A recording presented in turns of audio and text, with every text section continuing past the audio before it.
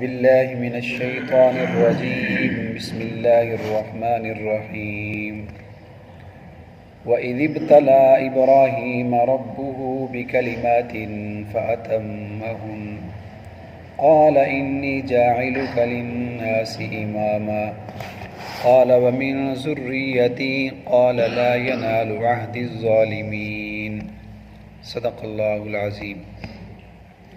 سورۃ البقرہ آیت نمبر 124 ہے۔ ترجمہ یہ ہے وَإِذِ ابْتَلَىٰ إِبْرَاهِيمَ رَبُّهُ، اور اس وقت کو یاد کیجئے کہ جب اللہ نے ابراہیم علیہ السلام کا چند کاموں میں امتحان لیا، فَأَتَمَّهُنَّ، پس ابراہیم علیہ السلام نے ان سب کاموں کو پورا ادا کر دیا۔ تو قال انی جاعلک للناس اماما، تو اللہ پاک نے ابراہیم علیہ السلام کو کہا کہ میں آپ کو پوری انسانیت کا امام بنا رہا ہوں۔ قال ومن ذریتی، تو ابراہیم علیہ السلام نے کہا یا اللہ تو بس میری اولاد بھی؟ تو آپ نے فرمایا لا ینال عہد الظالمین، ظالموں کو یہ میرا وعدہ نہیں ہے۔ اللہ نے ابراہیم علیہ السلام کا بہت ساری چیزوں میں، بہت سارے کاموں میں امتحان لیا۔ ابراہیم علیہ السلام سب امتحانوں میں پاس ہوئے۔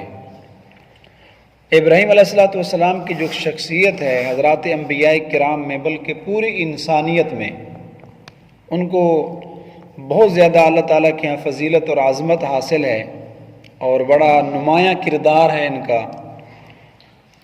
تو یہ جو یہودی عیسائی مشرک قسم کے لوگ تھے، تو ہر کوئی ابراہیم علیہ السلام کو اپنی جانب کھینچنے کی کوشش کرتا، نسبت کر کے اپنی طرف جوڑتے تھے۔ یہودی کہتے کہ یہ جو ابراہیم علیہ السلام تھے بڑے برگزیدہ نبی تھے، اللہ نے قرآن مجید میں ان کا کئی جگہ پہ تذکرہ کیا، ان کی امامت کو اور ان کی قربانیوں کو قرآن مجید بیان کرتا ہے۔ تو یہودی کہتے کہ ابراہیم علیہ السلام ہمارے دین پر تھے، اس لیے یہ ہمارے لیے اعزاز ہے، ہمارے لیے بڑے فخر کی بات ہے کہ ابراہیم علیہ السلام معاذ اللہ یہودی تھے، ہمارے مذہب پر تھے۔ اور یہ جو عیسائی لوگ تھے نصارہ کہتے کہ ابراہیم علیہ السلام ہمارے مذہب پر تھے، ہمارے لیے فخر ہے۔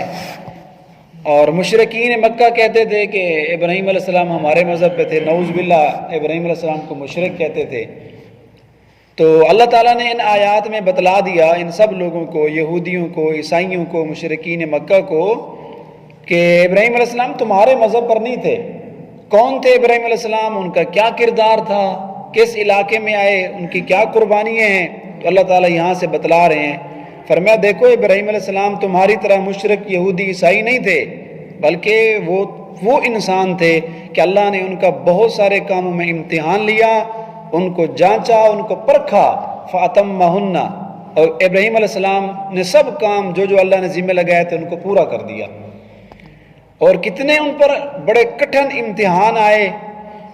سب سے پہلا امتحان تو یہ ہوا کہ ان کا اپنے والد کے ساتھ ٹاکرا ہو گیا۔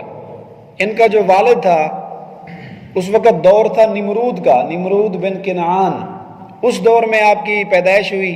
تو آپ کا جو والد تھا وہ نمرود کے پاس وزیر مذہبی امور تھا، اور یہ جو نمرود تھا یہ اس پورے ملک کے اندر بتوں کی جو پوجا تھی وہ کثرت سے کی جاتی تھی، ہر شہر میں بت تھے، ہر محلے میں بت رکھے ہوئے تھے۔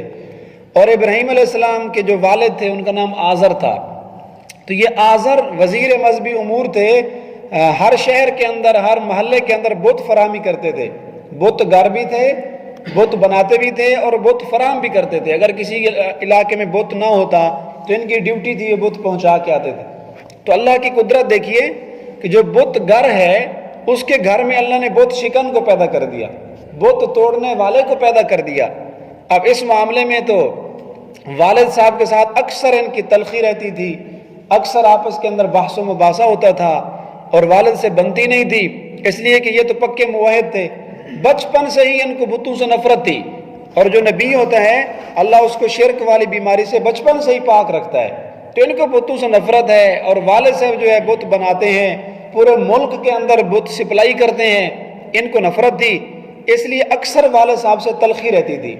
لیکن قرآن مجید نے پھر بھی ان کی والد صاحب کے ساتھ جو ان کا ملنے کا طریقہ تھا یا ان کا جو ادب ملحوظ رکھتے تھے اس کو جا بجا بیان فرمایا کہ اس تلخی کے باوجود والد مشرک ہے، خود یہ موحد ہیں، لیکن ادب ملحوظ تھا، ادب ملحوظ تھا۔ ہر جگہ بھی یہ کہتے یا آباتی یا آباتی، اے ابو جی اے ابو جی، لما تعبد ما لا یسمع، ایسی چیزوں کی پوجا کیوں کرتے ہو جو نہ سنتے ہیں، ولا یبصر، نہ ہی وہ دیکھ سکتے ہیں۔ یا آباتی، اے ابو جی میں آپ کو سیدھے راستے کی طرف بلا رہا ہوں، یہ بتوں والا راستہ چھوڑ دیں۔ تو ان کے ساتھ بڑا ادب کے ساتھ یہ معاملہ کرتے تھے۔ اب دیکھیں والد صاحب کے ساتھ ہی اگر گھر میں انبن ہو، تلخی ہو، تو وہ گھر قیامت کا منظر ہوتا ہے۔ اگر والد صاحب کے ساتھ بنی ہوئی ہو اور دونوں کا مذہب ایک ہو اور دونوں ایک دوسرے کے ساتھ مطمئن ہوں تو گھر جنت کا منظر ہوتا ہے۔ تو اب والد صاحب مشرک، یہ موحد، کتنا بڑا امتحان والد کے ساتھ۔ فلا تطعهما، قرآن کہتا ہے اگر ابا مشرک بھی ہو تو نافرمانی پھر بھی نہیں کرنی۔ وصاحبهما فی الدنیا معروفا، دنیا کے اندر ان سے حسن سلوک کرنا ہے۔ تو یہ بھی اللہ کی طرف سے بہت بڑا امتحان تھا۔ اور دوسرا امتحان ان پر یہ آیا کہ پوری برادری سے مقابلہ ہوا۔ وہ تفصیل سے آگے واقعہ آئے گا کہ ایک مرتبہ وہ سارے لوگ میلے پہ جا رہے تھے تو پیچھے انہوں نے جتنے بھی بت تھے ان سب بتوں کے کسی کا ناک کاٹ دیا، کسی کا کان کاٹ دیا، سب کے مسلے کر دیے۔ تو میلے پہ یہ نہیں گئے تھے، تو پھر پوری برادری نے ان کے ساتھ جو ناروا سلوک کیا، یہ بھی ایک بہت بڑا امتحان تھا۔ اور اس کے بعد تیسرا امتحان یہ تھا کہ پورے ملک کے ساتھ ان کا مقابلہ ہوا، اور بالخصوص جو اس وقت ملک کا بادشاہ نمرود تھا اس سے مناظرہ ہوا۔ انہوں نے اس کو اپنی بارگاہ میں بلایا، بہت سارے اس نے اعتراض جواب کیے، تو بالآخر اس نے آگ کا بہت بڑا چیخا جلایا اور چیخے کے اندر ان کو ڈال دیا، دہکتی آگ کے اندر، کہ بہت سارے دور دور تک اس آگ کے شعلے تھے کہ اگر قریب سے پرندہ بھی گزرتا تھا تو جل جاتا تھا۔ تو اس دہکتی آگ سامنے ہے اور وہ ان کو کہہ رہے ہیں کہ توحید چھوڑ دو۔ انہوں نے کہا نہیں، میں توحید تو نہیں چھوڑ سکتا، مجھے ڈال دیں آپ آگ میں۔ اور پھر جب اللہ کے حکم کو سامنے رکھتے ہوئے انہوں نے اس آگ میں ڈال دیا تو ان کا اللہ کی ذات پہ بھروسہ تھا، تو اللہ نے آگ کو حکم کر دیا قلنا یا نار کونی بردا وسلاما، کیا اے آگ، یہ میرا نبی تیرے اندر آ رہا ہے، میرا پیارا نبی تیرے اندر آ رہا ہے، تو نے اس کو جلانا نہیں ہے، تیری خاصیت ہے جلانا، آگ کا کام ہے راکھ بنا دینا، لیکن اللہ کے حکم سے وہ آگ گلزار بن گئی۔ بردوں و سلاما، فرمایا ٹھنڈی ہو جا، اتنی ٹھنڈی بھی نہیں ہونا کہ ابراہیم علیہ السلام کو ٹھنڈک لگے اور ان کو ٹھنڈ پہنچنے لگے، بلکہ درمیانے درجے والی بن جا کہ اس کو ابراہیم علیہ السلام کو راحت پہنچے۔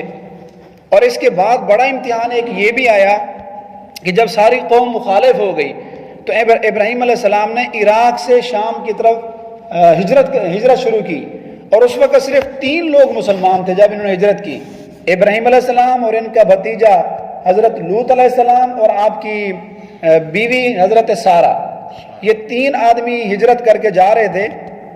تو راستے کے اندر جہاں سے ان کا گزر تھا وہاں ایک بادشاہ تھا جو بڑا ظالم اور بد کردار آدمی تھا۔ اس کا کام یہ تھا کہ جو بھی مسافر وہاں سے گزرتا تو ان کے ساتھ جو خواتین ہوتی تھیں، عورتیں ہوتی تھیں، تو ان عورتوں کو پکڑ کر ان کی بے آبروئی کرتا تھا، ان کی عزت لوٹتا تھا، بڑا فاسق قسم کا آدمی تھا۔ تو جب یہ اس علاقے میں پہنچے تو اس بادشاہ جو ظالم بادشاہ تھا اس کا ایک ملازم ان کو ملا، ابراہیم علیہ السلام کو دیکھا، جب ملا تو وہ کہنے لگا کہ آپ مجھے بہت اچھے آدمی لگتے ہیں، نبی کا چہرہ ہی بتاتا ہے، حسن ہی بتاتا ہے کہ یہ کوئی اچھے آدمی ہیں۔ تو اس ملازم نے کہا بھی میں آپ کو خیر خواہی کے طور پہ بتا رہا ہوں کہ ابھی یہ جو بادشاہ جس علاقے میں آپ جا رہے ہیں اس کے کرندے آپ کو پکڑ کر بادشاہ کے پاس لے جائیں گے، اور بادشاہ ہر اس عورت کے ساتھ بد کرداری کرتا ہے جس کا شوہر اس کے ساتھ ہو۔ تو آپ نے یہ نہیں کہنا کہ میری بیوی ہے، بلکہ آپ نے یہ کہہ دینا ہے کہ یہ میری بہن ہے، ورنہ اگر آپ نے کہہ دیا نا میری بیوی ہے تو اس کی بیوی کے ساتھ زنا کرتا ہے، اس کے شوہر کو قتل کر دیتا ہے اور اس کی بیوی سے زنا کرتا ہے۔ تو ابراہیم علیہ السلام نے حضرت سارہ کو بلایا اور ان کو یہ کہا کہ آگے جو بادشاہ آ رہا ہے بڑا وہ ظالم بادشاہ ہے، تو ایسا نہ ہو کہ وہ مجھے قتل کر دے اور یہ ایسا ہمارے ساتھ یہ آزمائش ہو۔ تو آپ نے جب وہ آپ سے پوچھے کہ آپ کے کیا لگتے ہیں تو آپ نے کہہ دینا کہ میرے بھائی ہیں، اس لیے کہ میں دین میں تو تیرا بھائی ہوں، المومنون اخوہ، سارے مسلمان آپس میں بھائی بھائی ہیں، تو دین کی طرف نسبت کرتے ہوئے آپ نے یہ کہہ دینا کہ یہ میرا بھائی ہے۔ بہرحال جب اس بادشاہ کے سامنے پیش ہوئے تو اس نے پوچھا کہ یہ کون ہے؟ ابراہیم علیہ السلام نے کہا کہ یہ میری بہن ہے۔ اس سے مراد یہ تھا کہ میری دینی بہن ہے، اسلام میں یہ میری بہن لگتی ہے، اختی فی الدین۔ لیکن اس ظالم بادشاہ نے پھر بھی نہ چھوڑا، بدعملی کرنے کے لیے جب حضرت سارہ کی طرف ہاتھ بڑھایا تو ادھر سامنے بھی اللہ کا نبی تھا، وہ نبی کی گھر والی تھی، اللہ تعالیٰ سے برداشت نہ ہوا تو اس کو زمین نے زندہ نگل لیا، زمین کے اندر دھنستا جا رہا تھا۔ جب آدھا اس کا وجود زمین میں دھنس گیا تو پھر منت سماجت کرنے لگا، ابراہیم علیہ السلام کا مجھے چھوڑ دیں۔ تو ابراہیم علیہ السلام نے پھر اللہ سے دعا کی تو پھر دوبارہ وہ بحر آ گیا۔ لیکن جب بحر آیا تو پھر دوسری دفعہ اس نے حملہ کیا، پھر اس کو زمین نے دھنس لیا، پھر ابراہیم علیہ السلام سے منت سماجت کی، پھر انہوں نے دعا کی، حتیٰ کہ ایسا 3 دفعہ ایسا ہوا۔ تو تیسری مرتبہ جب ابراہیم علیہ السلام نے ان کے لیے دعا نہ کی تو اس نے کہا میں آپ کو اپنی ایک لونڈی ہے حضرت ہاجرہ، یہ آپ کو دیتا ہوں تو آپ مہربانی کریں، میں دوبارہ آپ کی بیوی پر ہاتھ نہیں اٹھاؤں گا، تو اللہ سے دعا کریں اللہ مجھے معاف کر دے۔ تو بہرحال انہوں نے ان کو ایک لونڈی دی ہدیے میں حضرت ہاجرہ علیہ السلام۔ تو حضرت ہاجرہ کو لے کر ان سے نکاح ہوا، بعد میں ان سے ایک بیٹا حضرت اسماعیل بھی پیدا ہوئے۔ تو ان کو لے کر جب حرمین کی طرف، حجاز کی طرف آپ آ رہے تھے تو بالکل چھوٹا سا بچہ، دودھ پیتا بچہ ہے اور بڑی لمبی عمر میں آپ کو ملا۔ پھر اللہ نے ایک اور ان سے امتحان لیا اور فرمایا کہ اس اپنی بیوی اور بیٹے کو جنگل بیابان کے اندر، نہ تو وہاں کوئی انسان ہے نہ ہی وہاں کھانے پینے کی کوئی چیز ہے، ان دونوں کو وہاں چھوڑ دو وادی غیر ذی زر میں۔ تو اللہ کا حکم سمجھ کر ابراہیم علیہ السلام نے اپنی بیوی اور بیٹے کو وہاں چھوڑ دیا اور پیچھے مڑ کر بھی نہیں دیکھا۔ یہ بھی کتنا اللہ پاک کا امتحان تھا۔ تو اللہ تعالیٰ نے اور بھی ان کے بہت سارے، اچھا پھر جب یہ بیٹا جو بڑی عمر میں ملا اور 13 سال کا ہو گیا تو اللہ کی طرف سے ایک اور امتحان آ گیا۔ اللہ نے حکم دیا کہ اس اپنے بیٹے کو میری قربان گاہ میں لے آؤ اور میرے نام پر اس کو ذبح کرو، اپنے ہاتھ سے اس کے گلے پہ چھری چلاؤ۔ تو ابراہیم علیہ السلام نے یہاں بھی انکار نہ کیا، تو حتیٰ کہ اس کو قربان کرنے کے لیے تیار ہو گئے۔ پھر اللہ کی طرف سے یہ قدرت ہوئی کہ اللہ نے جنت سے ایک اور جانور بھیج دیا اور اسماعیل علیہ السلام کو بچا لیا۔ تو غرض جتنے بھی امتحانات آئے ابراہیم علیہ السلام پر فَأَتَمَّهُمْ، قرآن مجید بتاتا ہے کہ ابراہیم علیہ السلام نے سب کو پورا کر دیا اور سب امتحانوں میں پاس ہوئے۔ قَالَ إِنِّي جَاعِلُكَ لِلنَّاسِ إِمَامًا، تو اللہ پاک نے پھر ان کو کیا اعزاز دیا؟ فرمائے اے ابراہیم جَاعِلُكَ لِلنَّاسِ إِمَامًا، میں آپ کو پوری انسانیت کا امام بنا رہا ہوں۔ تو اس وقت ابراہیم علیہ السلام تمام انسانیت کے، انبیاء کے وہ پیشوا ہیں، اس لیے ہماری شریعت کے اندر بھی بہت سارے احکامات ہوئی ہیں جو ابراہیم علیہ السلام کی شریعت میں تھے۔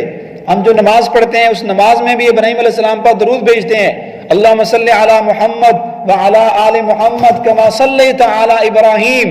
اور قرآن مجید میں بھی ان کی امامت اور ان کے پیشوا ہونے کا ذکر ہے۔ قال ومن ذریتی، تو ابراہیم علیہ السلام نے کہا تو یا اللہ پھر میری اولاد میں بھی یہ امامت چلتی رہے گی، یعنی ساری اولاد بھی اسی طرح نیک ہوگی؟